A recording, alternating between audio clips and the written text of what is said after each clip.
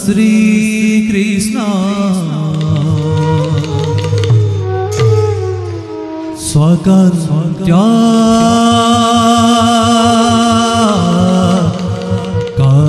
কামকোটিজিতা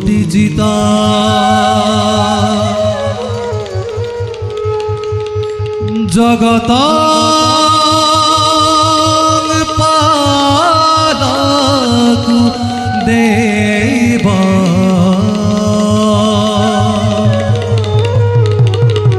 সাধু বান্ধব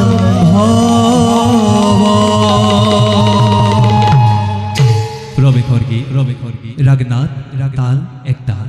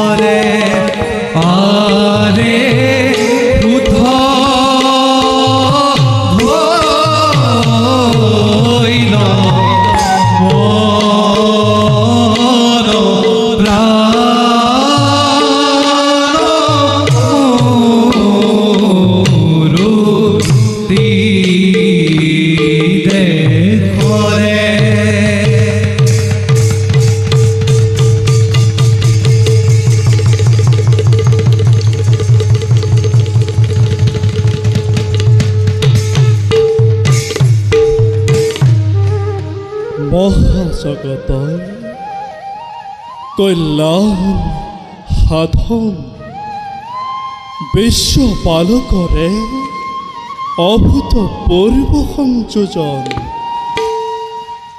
কালৰ সোঁতত চিৰপ্ৰবাহমান গতিৰে বিশ্ব ব্ৰহ্মাণ্ড কক্ষপথত অবিৰাম গতিত বিদ্যমান আৰু আমিও কাল আৰু প্ৰকৃতিৰ নিৰ্দেশমৰ্মে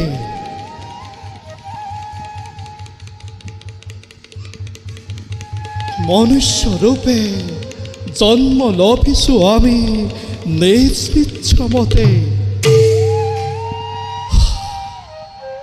সাধন কৰিব লাগে কৰ্তব্য মহান মানৱৰ কল্যাণ সেইবাবে যদুপ কৃষ্ণৰূপে আমি বিদ্যমান শ্রীকৃষ্ণায় বাসুদেবায় দৈবকী নন্দনায় নন্দগোপাকুমারায় গোবিন্দায় নমো নমঃ গোবিন্দায় নমো নমঃ গোবিন্দায় নমো নমঃ গোবিন্দায় নমো নমঃ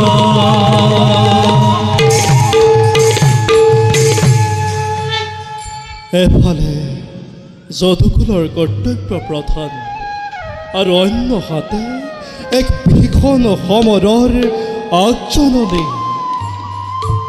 হস্তিনাপুৰক কেন্দ্ৰ কৰি আৰম্ভ হ'ব এক ভীষণ সমৰৰ কৌৰৱ আৰু পাণ্ডৱ দুটা পক্ষ আৰু উভয়ৰ মাজত যদুপতি কৃষ্ণ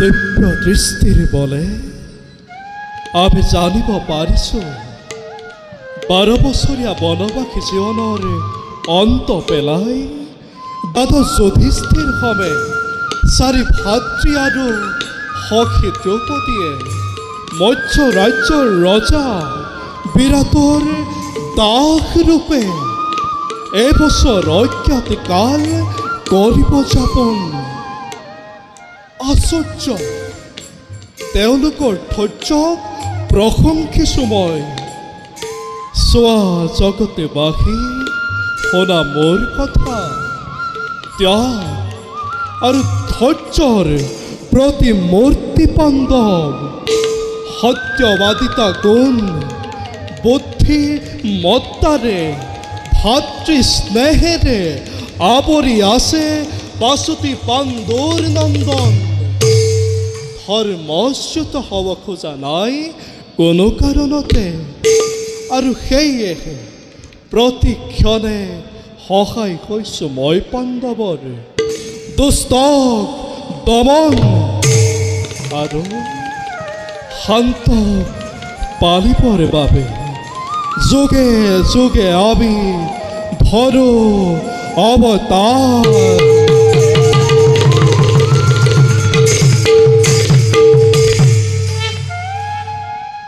ভক্তাধীন ভগৱান আমি নৰৰূপী নাৰায়ণ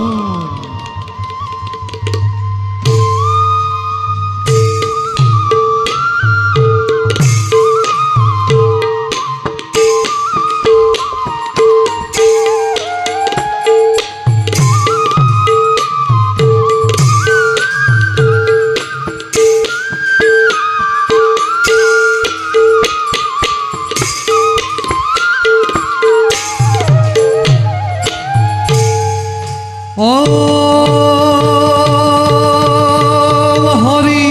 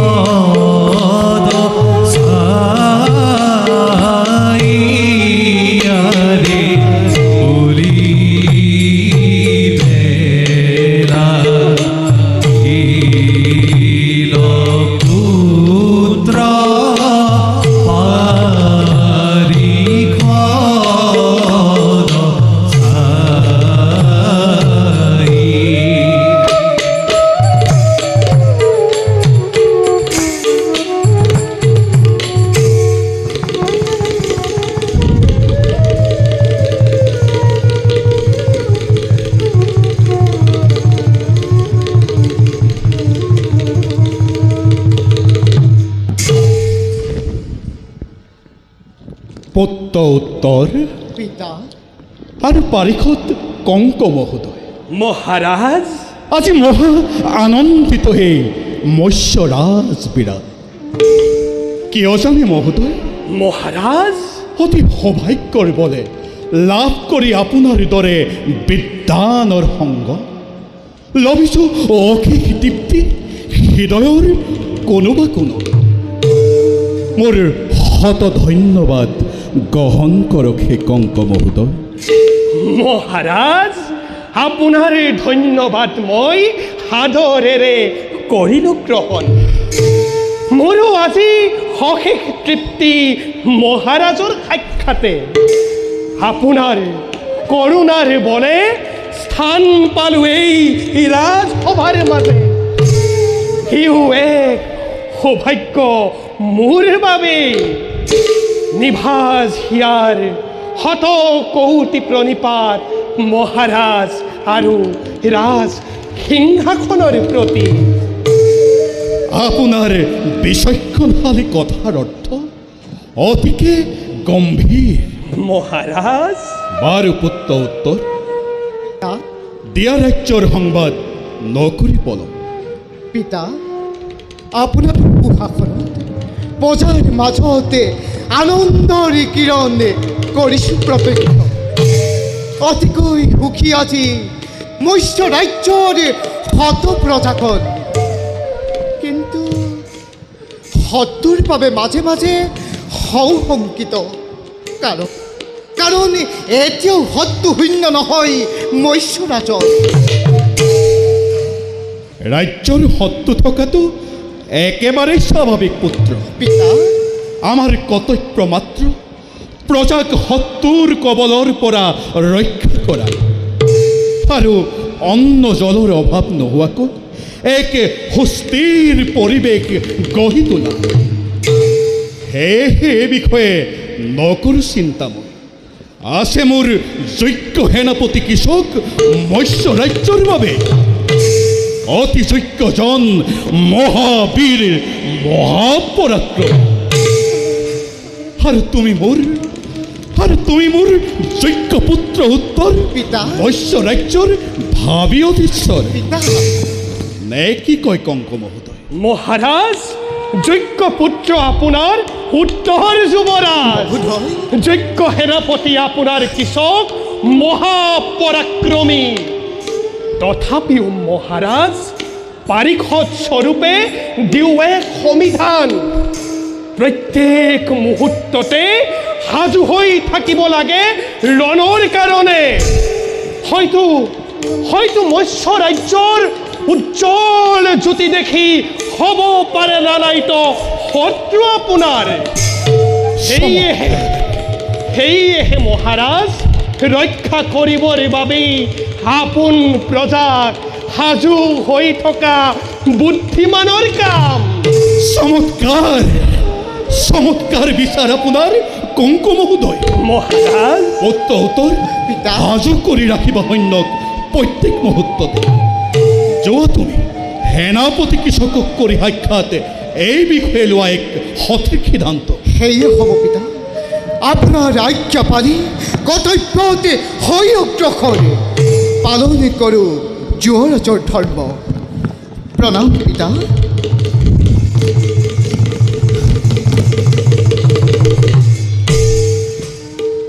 কল্যাণ হোক। তাৰ কথা ভাবি কেতিয়াবা হতভম্ব হৈ চাই লওঁ তাৰ মুখলৈ। পুত্ৰ উত্তৰনো কেতিয়া ডাঙৰ হ'ল গমকি নাপালোঁ।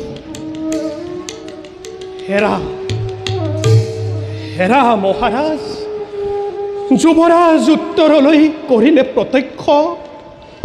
মনত পৰে মোৰ নিজ পুত্ৰলৈ। মন যায় হেঁপাহেৰে পুত্ৰ বুলি বুকুৰ মাজত সাৱটি ল'বলৈ। কিন্তু আজি সেই সৌভাগ্যৰ পৰাও বঞ্চিত এই অনুতপ্ত পিতৃ। আপুনি দেখোন একেবাৰে ভাগি পৰিল পুত্ৰৰ শোকত। কংক মহোদয়, মহাৰাজ, কিবা যেন সহস্ৰ প্ৰশ্নই মোক ধৰিছে আগুৰি। মহাৰাজ, কওকচোন আপোনাৰ অতীতৰ জীৱন কাহিনী শুনাৰ নহয় উপযুক্ত ক্ষণ। মাত্ৰ ৰহস্যৰে আৱৰা এক নিৰ্মমতি জানি লওক মহাৰাজ। এয়া মাত্ৰ কৰ্মৰ ফল। জীৱনৰ জটিল পাক চক্ৰত দুৰ্ভগীয়া হোৱা এজন মানৱ মাত্ৰ মই। কিন্তু মহাৰাজ, এতিয়া আপোনাৰ সমে পাহৰাই পেলাইছো জটিলতা মোৰ। সেয়েহে মহাৰাজ, ভাষা ক্ৰিয়া কৰি আপোনাৰ সমে কটাব বিচাৰো প্ৰায় মধুৰ সময়। আপোনাৰ ৰহস্যৰে ভৰা অতীতিক ৰহস্যাম্বিত কৰিছে মন মস্তিষ্ক মোৰ। মহাৰাজ, তথাপিতো আপোনাৰ নিদাৰুণ অতীতৰ কাহিনী শ্ৰৱণ কৰিবৰ বাবে অধীৰ আগ্ৰহেৰে বাট চাই ৰ'ব এই মৎস্যৰাজন। মহাৰাজ, বাৰু মহোদয়, এবে যাওঁ বোলক ৰংগশালাৰ দেখি। আপোনাৰ সতে পাখাকিয়া কৰি ৰংগ মনে পাতলাও আপোনাৰ মনৰ দুখ। বলক মহাৰাজ।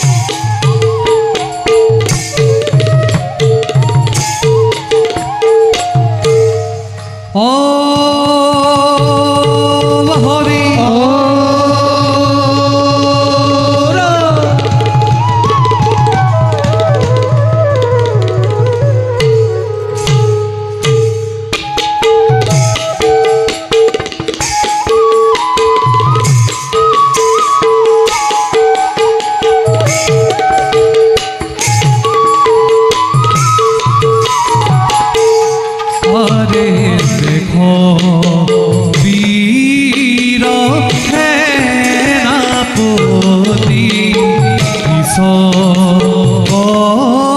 প্ৰধান পদক্ৰমী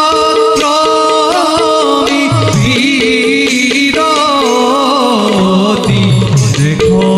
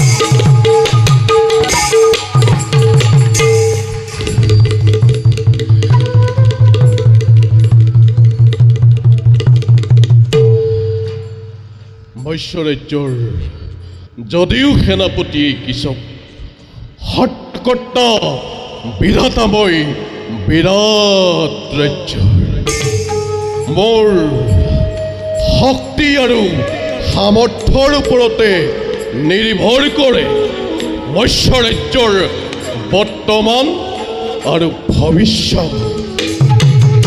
এই সকলোবোৰ মাথোন কৃষকৰ বীৰত্বৰ প্ৰতীকী মাত্ৰ।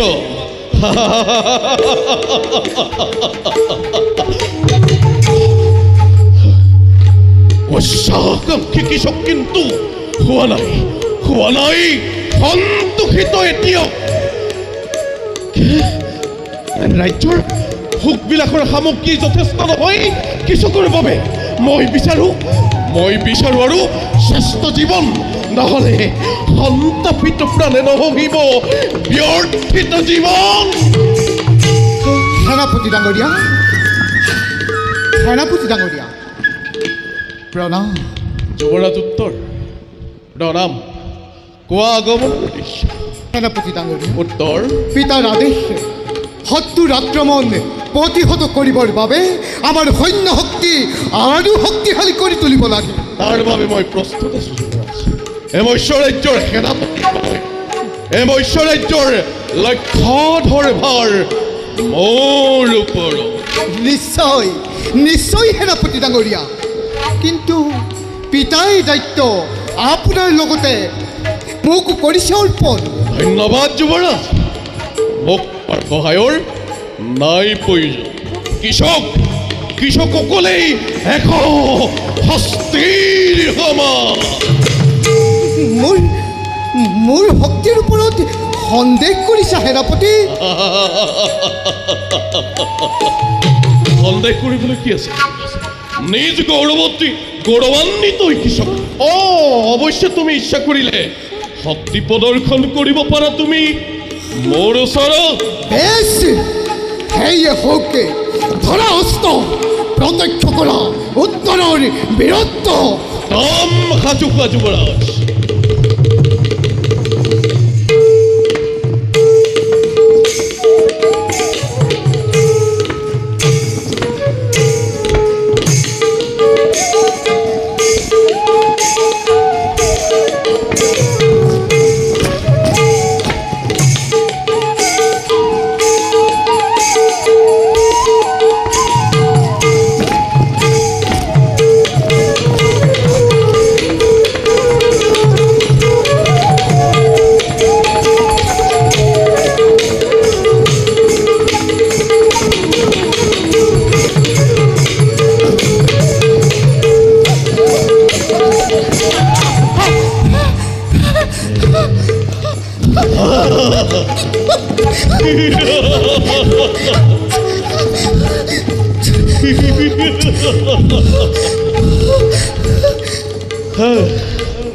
এতিয়াও যদি বুজা নাই ভকতি নিজৰ কৃষকৰ কাৰ্যত হস্তক্ষেপ নকৰিলেই ভাল পাম যুৱৰাজ। মহাৰাজক জনাবা তোমাৰ ওপৰত ৰাজ্যৰ দায়িত্ব অৰ্পণ কৰাত তেওঁ ভুল সিদ্ধান্ত এতিয়াই পৰিত্যাগ কৰা মোৰ কক্ষ। আৰু শুনাও, ৰাজ্যৰ সৈন্যৰ কথা চিন্তা কৰাৰ পূৰ্বে শত্ৰুপক্ষৰ লগত যুঁজিব পৰাকে নিজৰ শক্তি সামৰ্থ্য বৃদ্ধি কৰা।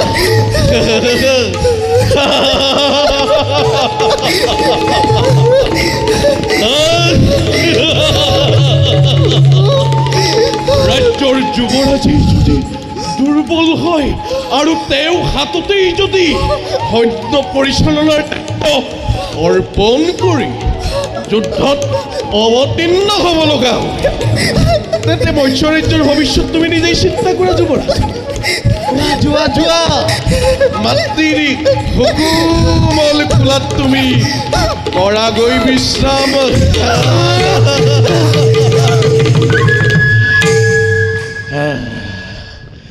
নিজৰ উচ্চ সুখানুভূতিৰ বাবে কৃষকে কৰি যাব নিজৰ কৰ্তব্য।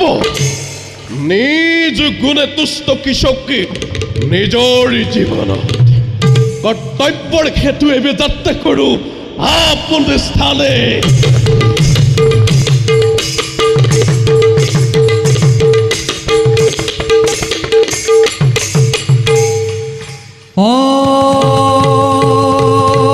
হরি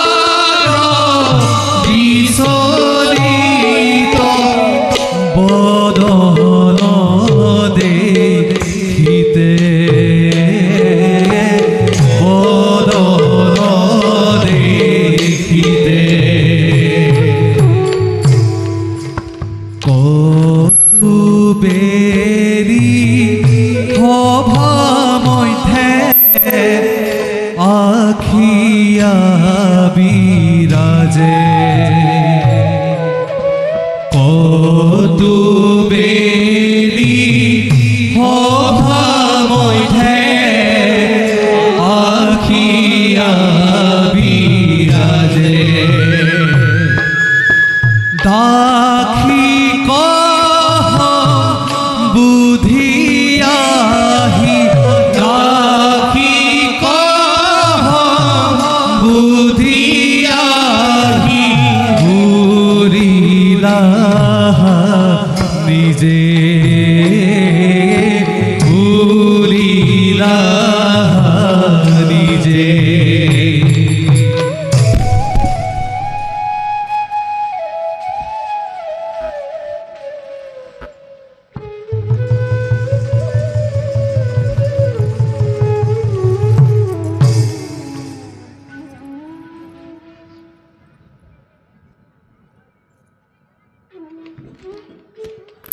দাসী হৰিণী মহাৰাণী যদিও মৎস্য ৰাজ্যৰ ৰাজৰাণী মই সুদেশনা তাৰ বাবে আজি মই অতি চিন্তাম্বিত। ইয়াৰ কাৰণ মহাৰাণী তই মহাৰাণী যেদিন পৰ্যন্ত মই আপোনাৰ পৰিচৰ্যা দাসী ৰূপে আপোনাৰে দাসত্ব কৰিছোঁ গ্ৰহণ কৰা নাই কোনো কাৰ্য বিনা অনুমতিতে তেনেস্থলত মই তই তোৰ এই মোহনীয় ৰূপ তোৰ এই ৰূপৰ বলত যিকোনো মুহূৰ্ততে পুৰুষক কৰিব পাৰ কামনাৰ লোভী তই।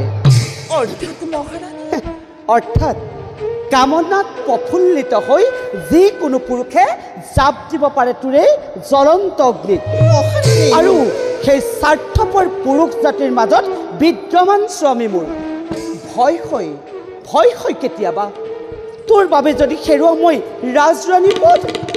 ক্ষমা কৰিব মহাৰাণী এয়া আপোনাৰ কেনে ধাৰণা আপুনি ভবাৰ দৰে নহয় সুচতুৰা নহয় কামাতুৰা নাৰী মই ঈশ্বৰ প্ৰদত্ত শক্তি মোৰ ভক্তি কৰোঁ মাথো গন্ধৰ্বৰূপী পঞ্চস্বামীক মোৰ। কি কলি গন্ধৰ্বৰূপী পঞ্চস্বামী এতিয়াও বিশ্বাস কৰনে তই সেই অলৌকিক কথা? নাই নাই মনে মোৰ নামানে কদাপি কিবা দৰে এজনী সাধাৰণ দাসীৰ থাকিব পাৰে গন্ধৰ্বৰূপী পঞ্চস্বামী। আপোনাৰ বিশ্বাস নহ'লেও সত্যই পৰিষ্কাৰ জলত থকা সূৰুজৰ ৰশ্মিৰ দৰে মিথ্যা বাক্য প্ৰকাশ কৰি কিয় কৰিম মহাৰাণী অধৰ্মতাৰ আচৰণ। অধৰ্ম আৰু ধৰ্ম তোৰ দৰে এজনী সাধাৰণ দাসীৰ মুখত নাপায় শুভন। বাৰু কচোন সঁচাকৈ আছে যদি তোৰ গন্ধৰ্বৰূপী পঞ্চস্বামী তেন্তে কিহৰ বাবে গ্ৰহণ কৰিলি এই দাসীৰ জীৱন? সেয়া মাত্ৰ ভাগ্যৰে লিখন মহাৰাণী কৰ্তব্যত আৱৰা জীৱনৰ দুৰ্বিপাক লক্ষ্য ভ্ৰষ্ট নহওঁ কদাপি সুস্থিৰ চিন্তন। বাৰে বাৰে দাসীৰ এনে অদ্ভুত চিন্তন মোৰ অন্তৰ আত্মাই নকৰে গ্ৰহণ। আঁতৰ হ দাসী তই মোৰ সন্মুখৰ পৰা। জীৱাজ্ঞা মহাৰাণী।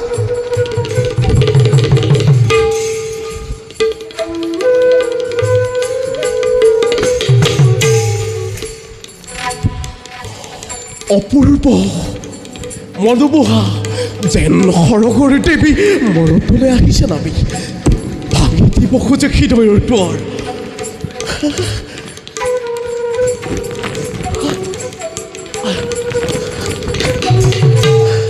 প্ৰণাম মহাৰাণী। কোন? ভাত দেখিছ তুমি কেতিয়া আহিলা? মই দেখোন গমকেই নাপালোঁ। সকলো প্ৰশ্নৰ উত্তৰ দিম তোমাক।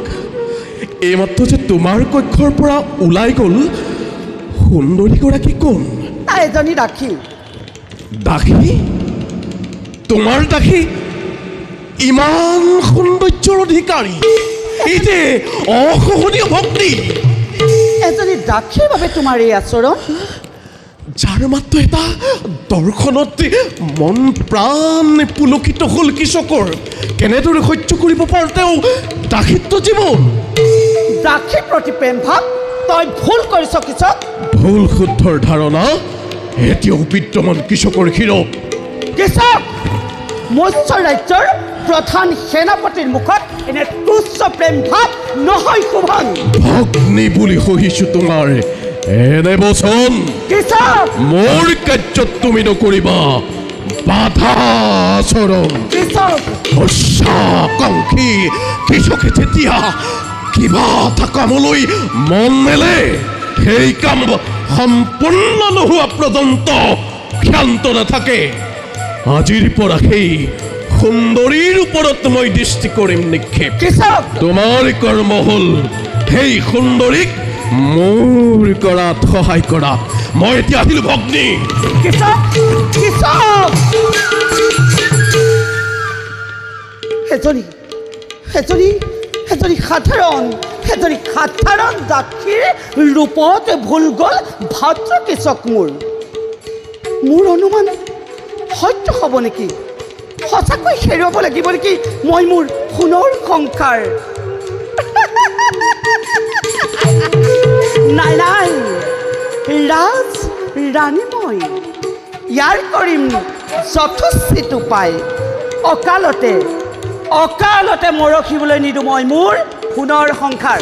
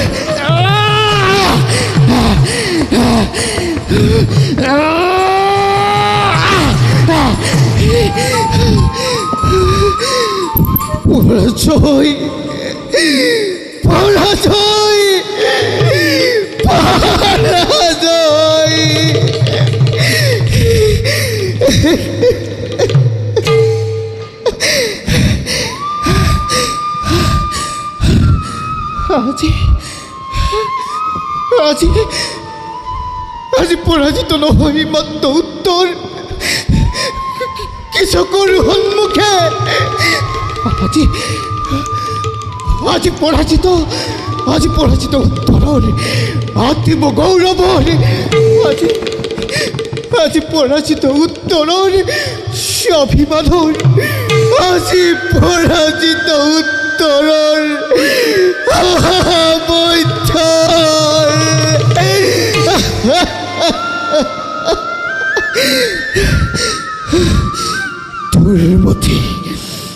দুৰ্মতি কৃষক। তোৰ আত্ম অভিমানে শিকালে মোক কি বাস্তৱ জীৱনৰ চিত্ৰ। যদি আজি কৰিলোহেঁতেন শক্তি সঞ্চাৰিত, যদি আজি কৰিলোহেঁতেন অভ্যাসৰ অবিচ্ছেদ্য, তেন্তে নহ'লেহেঁতেন মোৰ গৌৰৱতী ৰৱনত।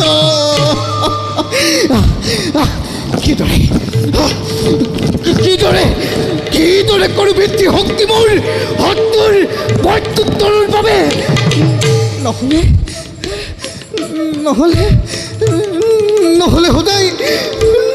সদায় ভীৰতাৰ লৈ আৱৰণ কৰিব লাগিব ৰাজ হিংসাখন পালন। পুত্ৰ কি হৈছে তোৰ? কিহতই কান্দিছ এইদৰে? কচোন কি হৈছে তোৰ? নাচাব মাতৃমুখ পুত্ৰ উত্তৰৰ আজি ক্লান্ত অতিকে। কি হৈছে নকওঁ কিয়? সেনেদৰে কৰি আচৰণ কষ্ট নিদিবি তই মাতৃৰ মনত।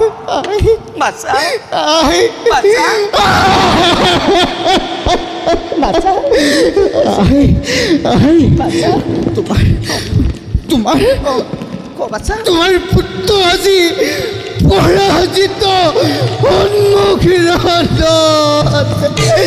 পৰাজিত কিন্তু কাৰ লগত? মাতৃ সেনাপতি কৃষকৰ লগত। কিন্তু সেনাপতিৰ হোমে হোৱা পৰাজয়ে ইকালে জীৱনৰ দুৰ্বলতা মোক। কৃষক যে মহাবলশালী তাক তই জানো ভালদৰে। শত্ৰু সদায় শত্ৰু। ৰণক্ষেত্ৰত এজন বীৰৰ বাবে কৃষক নহৈ যদি হ'লহেঁতেন পৰাক্ৰমী, তাৰ হ'ব বীৰ যুদ্ধ প্ৰতিযুদ্ধ মোৰ। বাছা তুমি যে বৰ্তমানেও বালক। তাৰ আগতে ৰাজ সন্তান মই।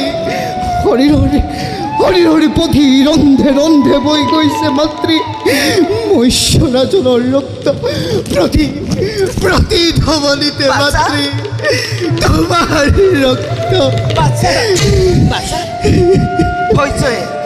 ধৈৰ্যৰে কৰ তই বীৰৰ ধৰ্ম পালন। যা বাছা যা, বিশ্ৰামৰ তোৰ হৈছে প্ৰয়োজন। বাছা বিশ্ৰাম।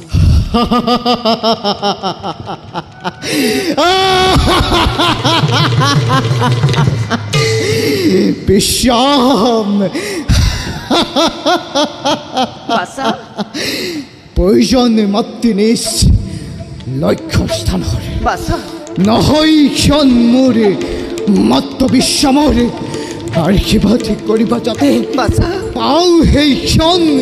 নহ'লে নহহিব প্ৰাণ মোৰ অপমান বিঘন।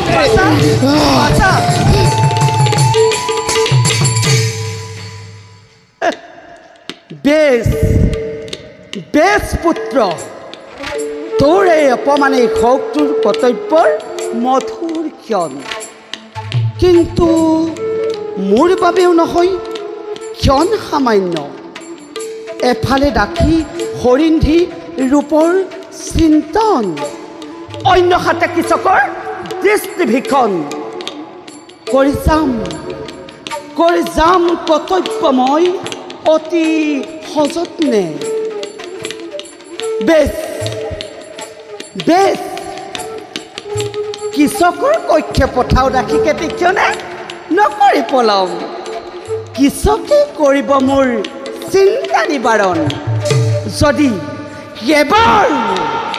এবাৰ দাসীক কৰিব পাৰোঁ বক্ষীভূত, আনন্দ মনেৰে কৰিম জীৱন যাপন। জগতে বুজিব এই সুদেশনাও নহয় সামান্য।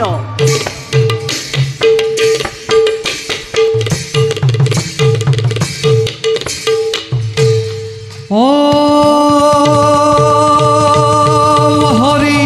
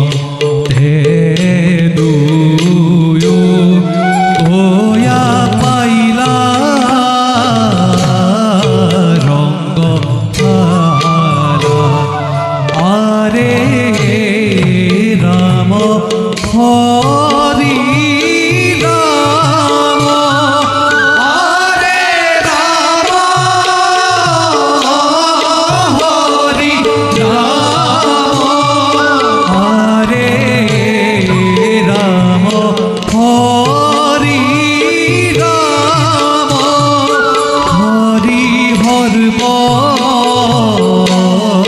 জরে ভোলা হরে রাম হরে রাম হরি হর জরে ভোলা।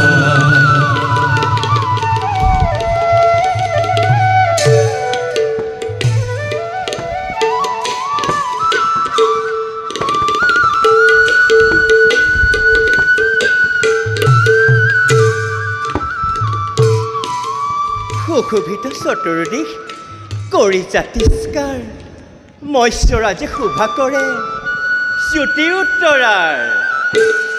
আচৰিত গুৰুদেৱ, আজি অংগশালাত প্ৰথমে দেখোন প্ৰশংসা মোৰ। ইয়াৰ কাৰণ হয়, কাৰণ আজি মই সুখী তোমাৰ গুৰু হৈ।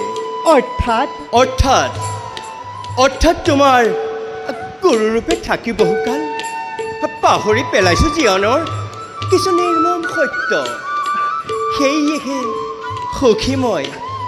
নাৰী জীৱনৰ সুখৰ বিষয়ে মোৰ হৈছে জ্ঞাত। এয়া দেখোন আপুনি পুৰুষৰ দৰে বাক্য কৰিছে প্ৰকাশ। মইতো নাৰী নহওঁ, কিন্তু আপুনি পুৰুষ নহয়। এৰা নহওঁ মই পুৰুষ, নহওঁ মই নাৰী। জানে মোক সকলোৱে নৰনাৰী কিন্নৰ বুলি। এয়াই আজি মোৰ পৰিচয়। কিন্তু জগতে জানে আপোনাৰ নৃত্যৰ ছন্দ, জগতে জানে আপোনাৰ তালৰ সংকাৰ, জগতে জানে আপুনি যে সাক্ষাৎ কোন? এই কি উত্তৰা, তুমি দেখোন মনে মনে থাকিলা। মনে মোৰ নামানে গুৰুদেৱ। কি উত্তৰা? আপোনাৰ কথা। মোৰ কথা? হয়, ভাবোঁ মাজে মাজে মই কিবা যেন লুকুৱাই পূৰ্বৰ চিত্ৰ ভাও ধৰা যেন লাগে আপোনাক। তুমি দেখোন বহু কথাই জানা উত্তৰা। গুৰুদেৱ, মাজে মাজে ভাবোঁ মোৰ জীৱনৰ দুৰ্ভাগ্যৰ কথা, কিন্তু কাক কম? কোনে শুনিব, কোনে বুজিব মোৰ হৃদয়ৰ নিৰ্মম ব্যথা? গুৰুদেৱ, গুৰুদেৱ, গুৰুদেৱ, আপুনি দেখোন ভৱনাতেই সোমাই পৰিল। বাৰু গুৰুদেৱ, কওকচোন কি নৃত্যৰ ছন্দেৰে মুখৰিত হ'ব আজি ৰংগশালাৰ বঁটা? নৃত্য? হয় গুৰুদেৱ। আজি মই তোমাক কোনো বিশেষ নৃত্য নকৰিম প্ৰদান। পিছে যোৱাকালি যি নৃত্য মই তোমাক শিকাইছিলোঁ, সেয়া আজি পুনৰ আমি কৰিম অনুশীলন। ভাল গুৰুদেৱ। নাচিবে গীৰা গুৰু হিচাৰ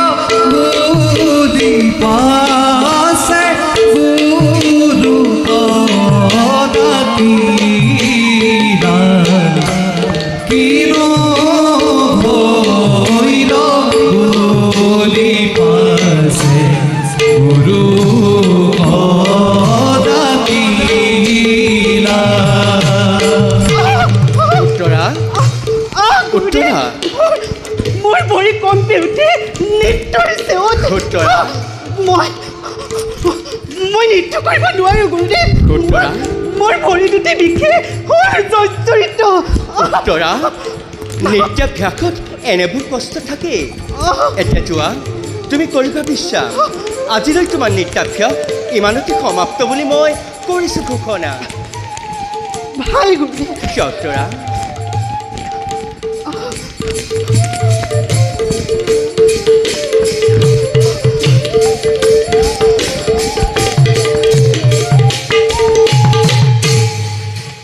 আজি উত্তৰাই মোক প্ৰশ্ন কৰে, কি কথা আজি মই ৰাখিছোঁ লুকুৱাই। কিন্তু কেনেদৰে বুজাম মোৰ ভাগ্যৰ বিড়ম্বনা। প্ৰবল প্ৰতাপী বুলি চিৰ প্ৰচলিত মধ্যম পাণ্ডৱৰ আজি কি পৰিচয়। কি আজি পৰিচয় মোৰ বৃষণ্ণলা নিত্যগুৰু বৃষণ্ণলা। মনত পৰে আজিও মোৰ হৌ অতীতৰ কথা। মল্লযুদ্ধ কৰি ত্ৰিশূলিৰ সমেত লাভ কৰি পাশুপাত অষ্টভীষণ পিতৃৰাজ্য অমৰাৱতীৰ দিশে কৰিছিলোঁ গমন। সেই যাত্ৰাই যেন আনি দিলে মোৰ এই পৰিচয়। স্বৰ্গৰ অপেশ্বৰী দেৱী উৰ্পশীৰ প্ৰেম নকৰি গ্ৰহণ। অভিশাপ লভিলো মাথোৱেই কিন্নৰ জীৱন। কিন্তু এয়া যে মোৰ বাবে অভিশাপ নহয়, এয়া যে মোৰ বাবে হ'ল আশীৰ্বাদ। নহ'লে পাণ্ডৱৰ এবছৰ অজ্ঞাতবাসত ক'ত নুলুকুৱাই ৰাখিলোহেঁতেন গান্ধীৱ ধৰি অৰ্জুনৰ এই বিক্ৰম শৰীৰ। বাৰু যে কি নহওক, আৰু মাত্ৰ কেইটামান ক্ষণ বাকী অজ্ঞাত কালৰ সযত্নে থাকোঁ নিজক লুকুৱাই।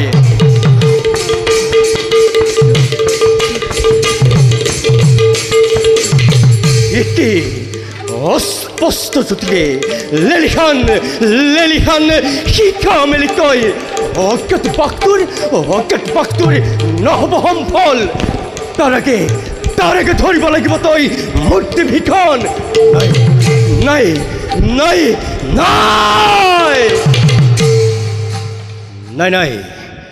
হ'ব পাৰে এয়া মোৰ মনৰ ভ্ৰান্ত ধাৰণা। কিন্তু বাস্তৱ জীৱনত যদি হয় প্ৰতিফলন, কি কৰিম এই কিন্নৰ অৰ্জুনে। উপায়ন্ত যদিও ধৈৰ্য ধৰি থাকোঁ বৰ্তমান মৈশ্বৰী ভৱনে।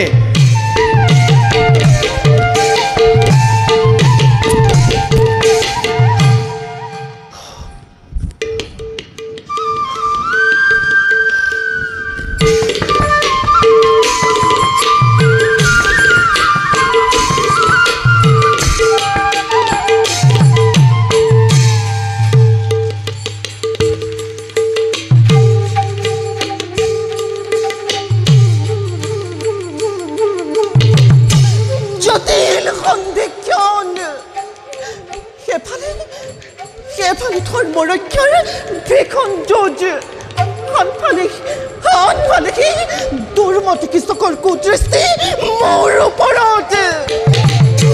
কিবা ধৰে মোৰ জীৱন হ'ব আলোকিত, কিবা ধৰে মোৰ জীৱন হ'ব আলোকিত। একোকে পোৱা নাই চিন্তিছো যদিও নাই। ৰাজৰাণী আজ্ঞা পালে যদিহে যাত্ৰা কৰোঁ মই কৃষকৰ কক্ষে, জানো মই ইয়াৰ পৰিণাম হ'ব অতি ভয়ংকৰ। কিন্তু উপায়হীন মই।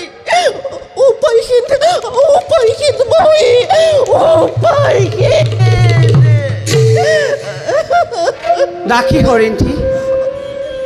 সৰিন্ধি, তই এতিয়াও ইয়াত? তোক কি কৈছিলোঁ যে ভাতৃৰ কৃষকৰ কক্ষা যাত্ৰা কৰে তীক্ষণে নকৰি পলম মোক ক্ষমা কৰিব মহাৰাণী মোৰ দ্বাৰা এনে কাৰ্য নহ'ব সম্ভৱ দেখিলি সেই কাল ৰূপী চক্ষু কৃষকৰ সৰ্বশৰীৰ ভয়ে হয় কম্পমান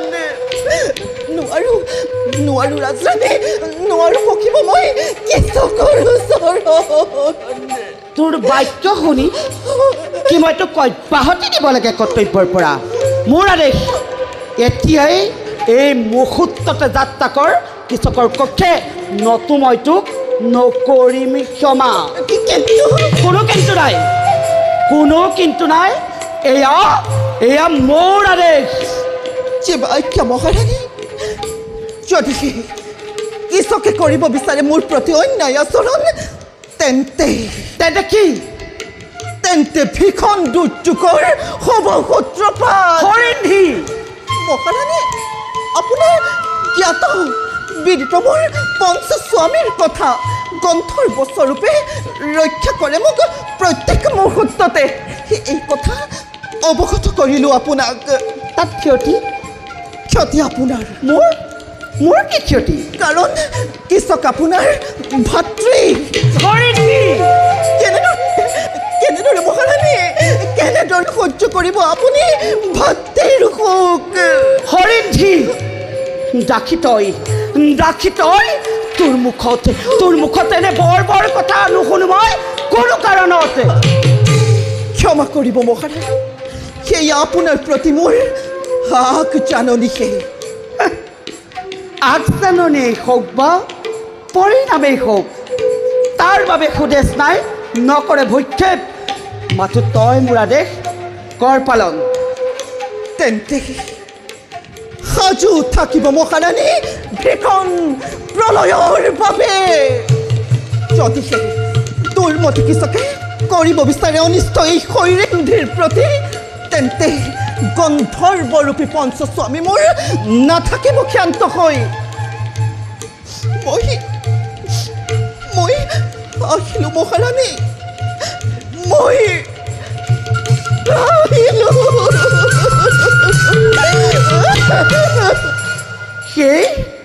এই দেখি অত অহংকাৰ যা কৃষকে কৰিব তোক যোগ্য সম্ভাষণ চাওঁ বাৰু কেনেকৈ ৰক্ষা পাওঁ তই সেই কৃষকৰ আগে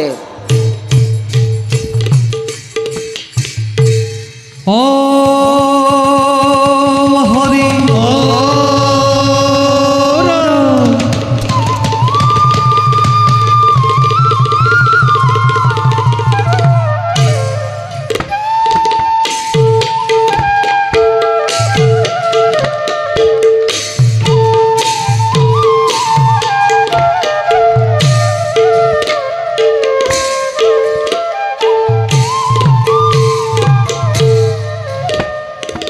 বল্লভ মেৰে উপকাৰ প্ৰবে যাহাৰ ৰুতি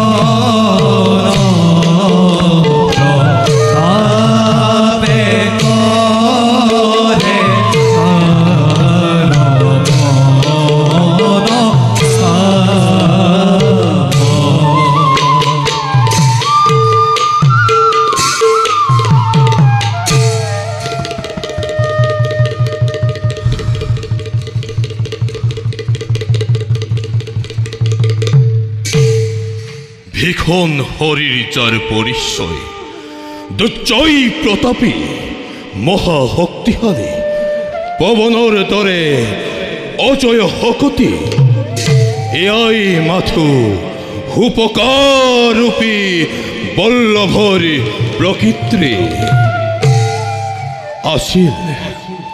আছিল হয় হতাত্ৰষ্টমান বীৰ ৰাজেন্দ্ৰ মণ্ডলী আছিল বিপান কৰা ৰণতি কৌশলী এয়াই আজি মাথো বল্লভৰ অতিক্ৰান্ত কাহিনী কালৰ আহ্বানত আজি মই মৎস্যৰাজ বিৰাটৰ ৰন্ধনশালৰ উপকাৰূপী মই গদাধাৰী বিকুদাই কিন্তু এটা কথা স্পষ্ট যে অগ্নিক ঢাকিবৰ চেষ্টা কৰাটো মূৰ্খজনৰ লক্ষণ মনে মোৰ কয় এদিন নহয় এদিন ধৰিব লাগিব মই মূৰ্তি ভীষণ তেতিয়াই জটিল সন্ধিক্ষণ হ'ব ভাগ্যৰ পঞ্চ ভক্তিৰ বাবে তথাপিতো ক্ৰোধক মই কৰিছো ক্ষান্ত মাত্ৰ কৰ্তব্যৰ বাবে তেজৰ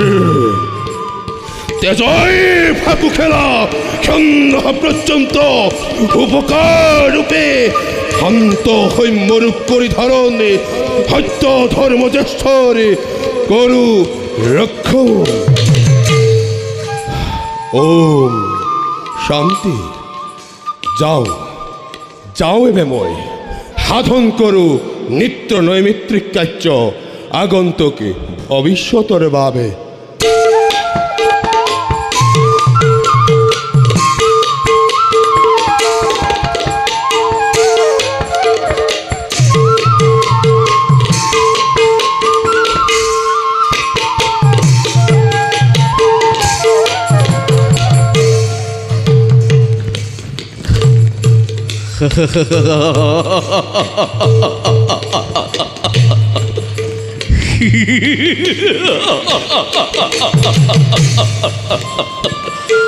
আজি অতি আনন্দিত কৃষক সাজু মাথো হৃদয়ৰ দেৱীক আদৰিবৰ বাবে কেতিয়া আহিব মোৰ প্ৰাণৰ দেৱী সাক্ষাতৰ বাবে হৃদয়ত তীব্ৰ উন্মাদনা বাঢ়িছে সঘনে ভগ্নী সুদেশ্নাই মোক কৰিছিল বেগত দ্ৰব্য বস্তুৰ অজুহাতত পঠাব দাসী হৰিন্ধেক মোৰ সমীপে সেয়েহে আজি মন মোৰ অতিকে চমকিত আনন্দিত বিহ্বল অতিকে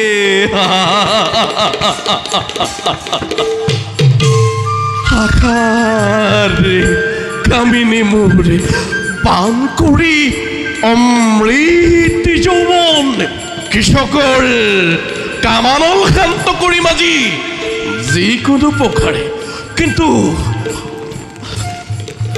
অতপৰে অহা নাই কিয় সেই হৰিন্ধী সুন্দৰী প্ৰণাম সেনাপতি আজ্ঞা পালে ৰাজৰাণী আপোনাৰ পাখে লৈ আহিছোঁ ভোগৰ সম্ভাৰ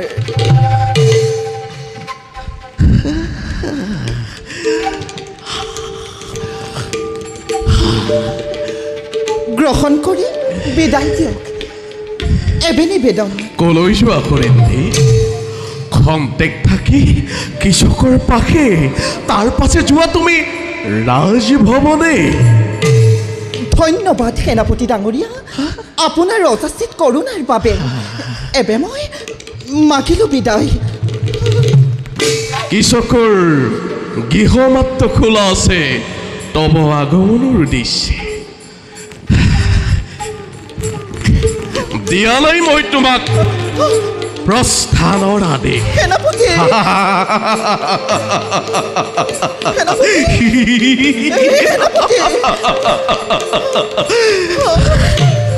হৰিন্ধী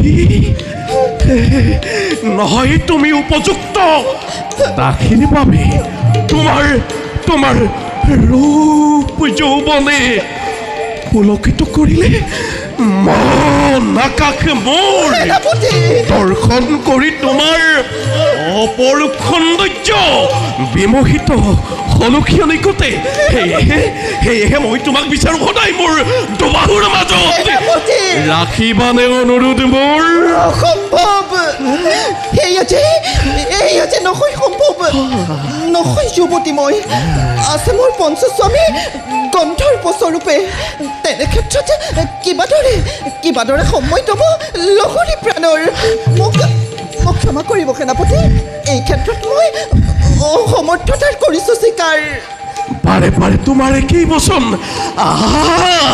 চোৱা সুৰেন্ধি মোৰ অপৰূপ সৌন্দৰ্য ৰূপে গুণে বলে বিদ্যে নহয়হীন নহয় নিচ মোৰ দৰে পুৰুষ লাভে দিব তোমাকে সুকীয়া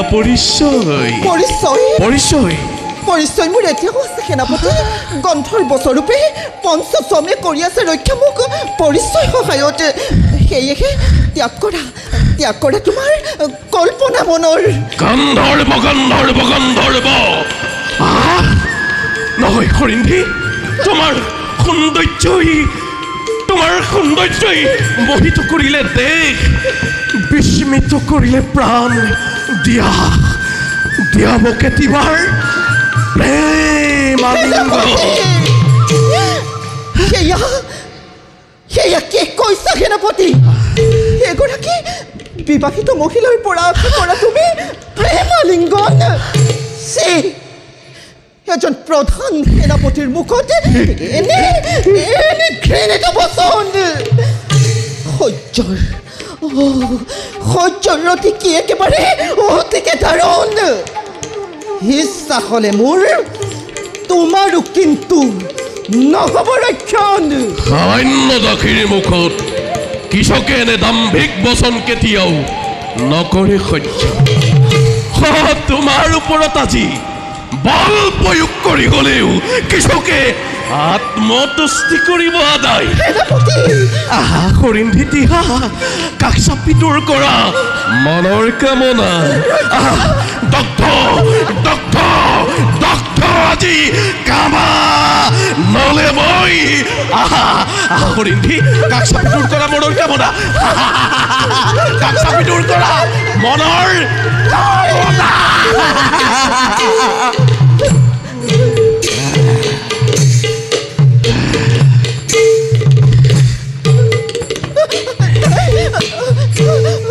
আরে আহা প্রাণেশ্বরী হিয়া আলিং গহন আরে তোমার রূপ যৌবন দেখি নর হে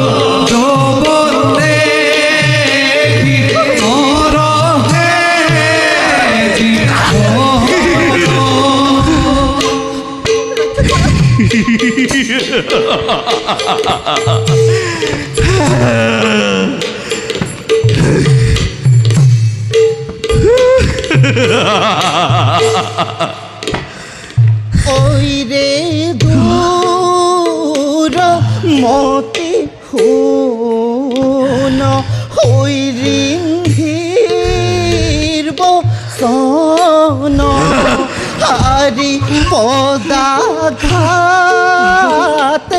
হইব তোর প্রাণ রনি আরে ওই রে মতি হুন হইরি বসন আরে পদাঘাতে হইব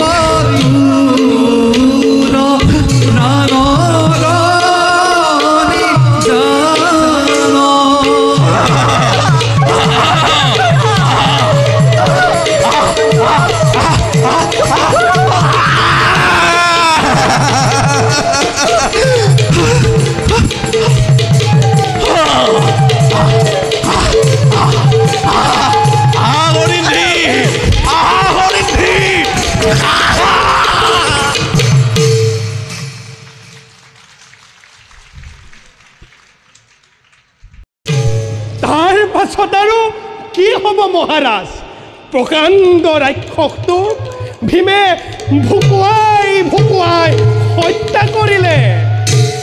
বেশ পৰাক্ৰমী হে বতী উপন্ধ। ইমান বিপদৰ সময়তো শান্ত সৌম্য মূৰ্তি ধৰি থাকে কিবা দৰে। মহাৰাজ সেয়াইতো পাণ্ডৱৰ মূল মন্ত্ৰ মহাৰাজ। বিপদৰ সময়তো সুস্থিৰ হৈ ধৰ্ম আচৰণ কৰা, সত্য ত্যাগ সহিষ্ণুতাৰ মূল মন্ত্ৰ হৃদয়তে ৰাখি কৰিব লাগে কৰ্তব্য নিজৰ।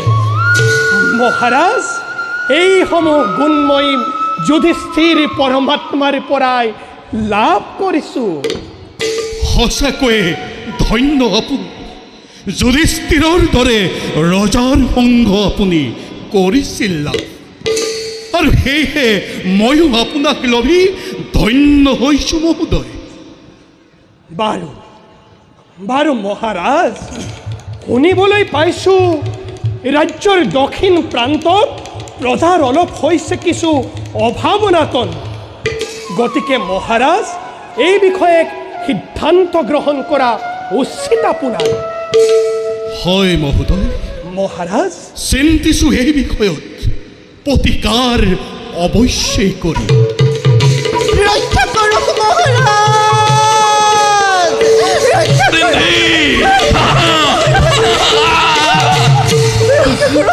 ৰক্ষা কৰক মহাৰাজ, ৰক্ষা কৰক।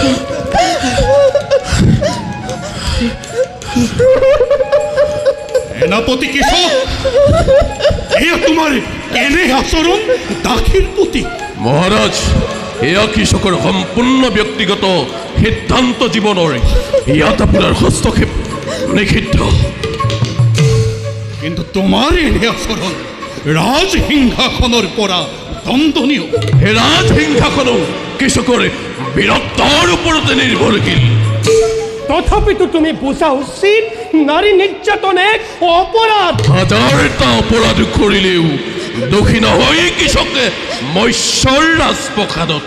তাৰ পাছতো আপুনি মোক অপৰাধী সজাব। কিন্তু মই তোমাৰ এনে কাৰ্যত অসন্তুষ্টি কৰিছোঁ প্ৰকাশ। যোৱা তুমি আপোন স্থানে, মই তোমাক কৰিছোঁ আদেশ। বেশ, ৰাজসিংহাসনৰে বাক্য বুলি আপোনাৰ কথা মাত্ৰ মই কৰিলোঁ ৰক্ষণ। কিন্তু এই কৃষকে নিজৰ কামনা পূৰ্ণ কৰিবলৈ সদায় সস্ত সাৱধানে থাকিব দেখি কৃষকৰ চক্ষুৰ পৰা। কৃষক শুনিলে মহাৰাজ সেনাপতিৰ দাম্ভিক বচন। নকৰিলে কিয় ইয়াৰ প্ৰতিকাৰ? উপায়হীন মহাৰাজ, উপায়হীন মই মাত্ৰ কৃষকৰ বীৰত্বৰ বাবে। মহাৰাজ আশী হৰিণী, মহাৰাজ, মাত্ৰ মই তোমাক কৰিছোঁ উপদেশ। মহাৰাজ, সাৱধানতা অৱলম্বন কৰি থাকা তুমি ৰাজৰাণীৰ সংকেত। বলা কংক মহোদয়।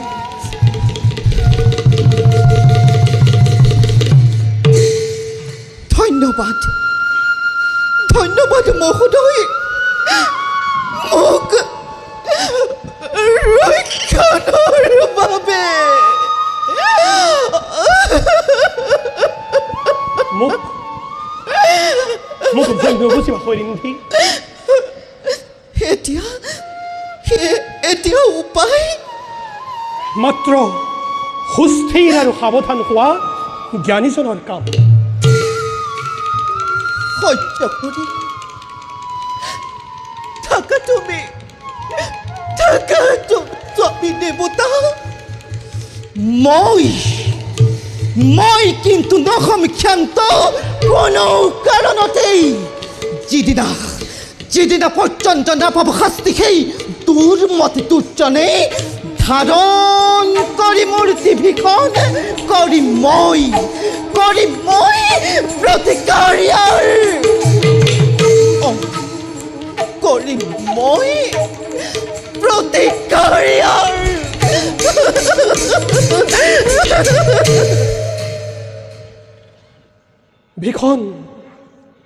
ভীষণ সমস্যা হ'লেই সংকট কালত ভয় হয় ইমান দিনৰ কষ্টৰ জীৱন ধ্বংস হয় বুলি এটি পলকতে আকৌ প্ৰথমৰ পৰা সত্য ৰক্ষা নাই সুস্থিৰে চিন্তা কৰি এই কাৰ্যৰ প্ৰতিকাৰ কৰিব লাগিব নিশ্চয় সুস্থিৰে চিন্তা কৰি এই কাৰ্যৰ প্ৰতিকাৰ কৰিব লাগিব নিশ্চয়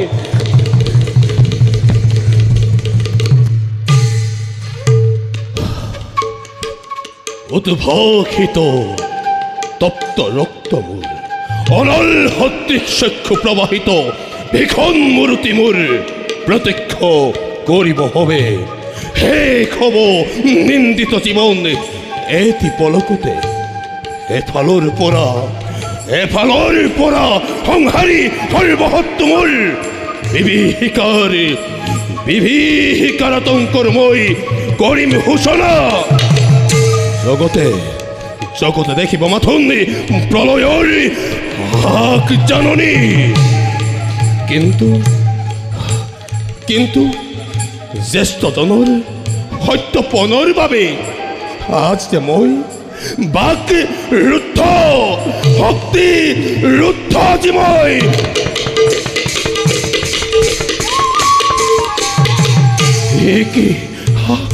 কি এখন গতিত আহিছে আকাশী ধুমুহা তোৰ পাৰ লগাই আকাশ বতাহ অগ্নিকন্যা অগ্নিবেশে কৰিছে প্ৰৱেশ নাই আজি নিশ্চয় ধ্বংস হ'ব বুজিছো বল্লভে স্তব্ধ আজি আকাশে স্তব্ধ আজি চন্দ্ৰ সূৰ্য দেৱতা মণ্ডলী মাত্ৰ উদ্ভাসিত পৱন অগ্নিহোমে হ'ব বিস্ফোৰণী কত মোৰ গন্ধৰ্বৰূপী পঞ্চস্বামী মোৰ চোৱা য'তেই আছা তৈৰে পৰা চক্ষু মেলি চোৱা মোৰ বিলয় বিপত্তি এজনৰ শান্ত সন্মৰূপ তুমি কিয় শান্ত পৱন্ত নৈ ঘৰুৱা শক্তিশালী ৰূপ চলোৱা ভীষণ চান্দ প্ৰলয়ৰ কল্লোলানি ধ্বংস কৰা সবাকে ক'ত মোৰ প্ৰাণৰ স্বামী জয়ন্ত অজয় জয়হীন জয়ন্ত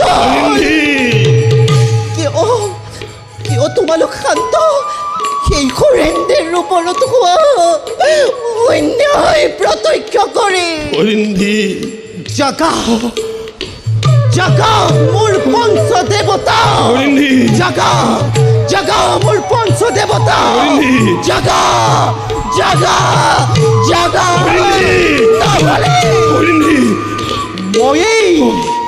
ময়েই ধারণ করি মূর্তি বিকট ধ্বংস করিম বিরাট নগরী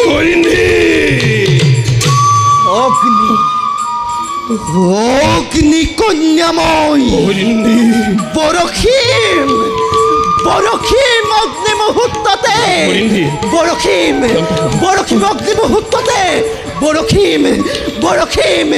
বরখিম অগ্নি মুহূর্ততে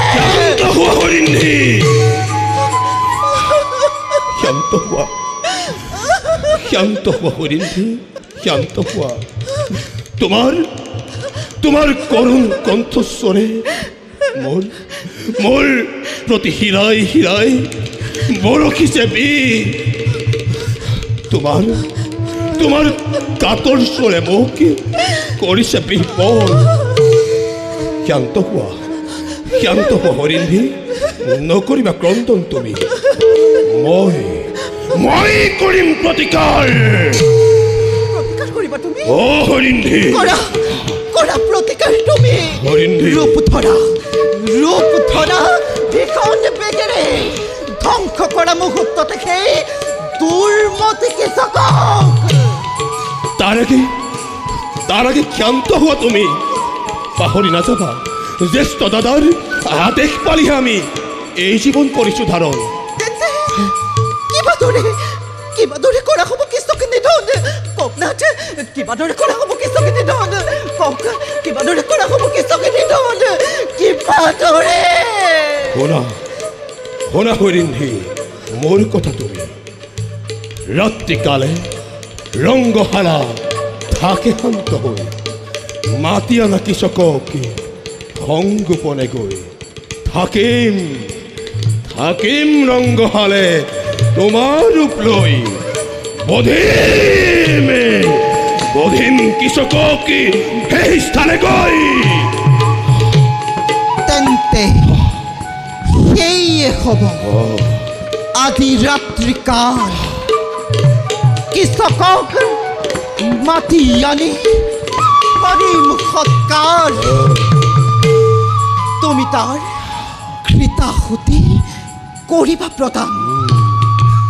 এবে মই মাখিৰ বিদায়।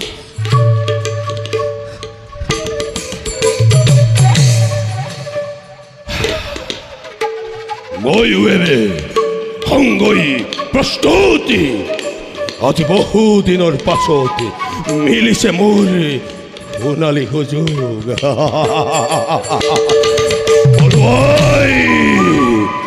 পলুৱাই ৰণতৃষ্ণা আজিৰ যুদ্ধতি শান্ত কৰো মনে প্ৰাণে তপ্ত দাবানলে। হৃদয় পুৰাই আজি পল্লৱে নাচিব নাচিব নাচিব।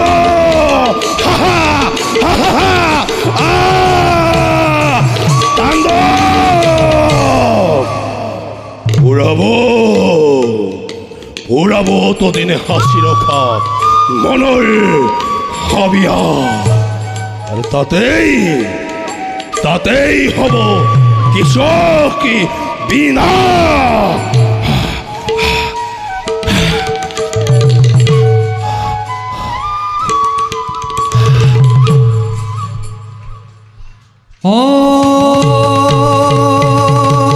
হরি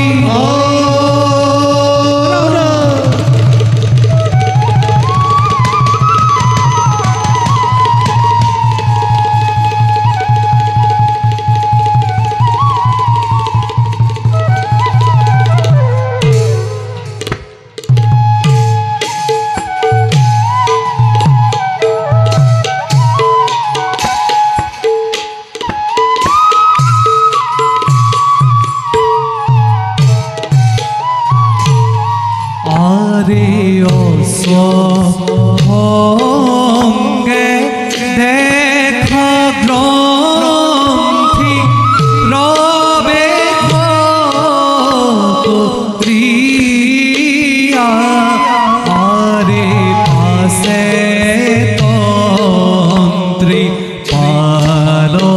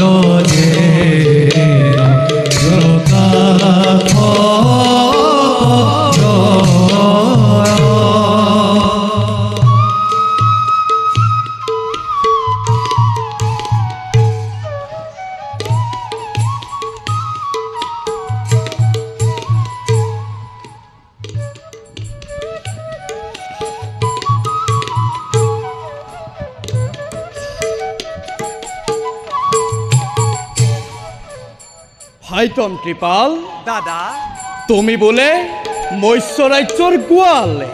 এৰা দাদা, ভাই ভাগ্যৰ কি যে বিড়ম্বনা। বিৰাট ৰজাৰ 100জনী মান গায়, মোৰ বাদে আন চাওঁতাও নাই। মোৰো একেই।